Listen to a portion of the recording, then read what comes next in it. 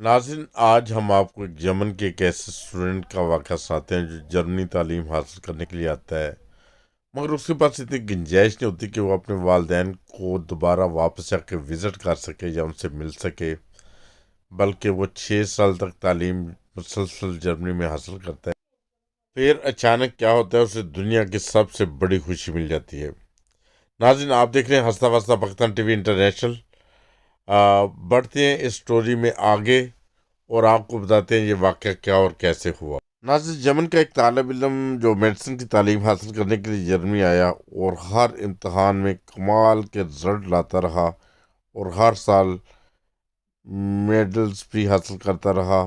University کے سب طالب علم اور اساتذہ اسے دیکھ رہے تھے کہ 6 سال سے مسلسل وہ اپنے گھر نہیں گیا، چھٹیاں بھی یہی کام کر کے گزار دیتا ہے اور نہ کبھی کوئی اس کے گھر سے اسے ملنے آتا تھا۔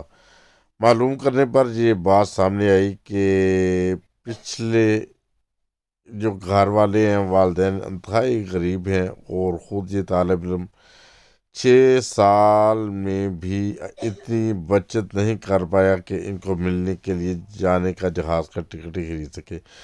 یونیورسٹی کے اساتذہ اور طلباء نے چپ چاپ کچھ فیصلہ کیا کہ اس کو بتائے بغیر اس کے والدین کو یونیورسٹی میں بلا کر اسے ملوایا جائے۔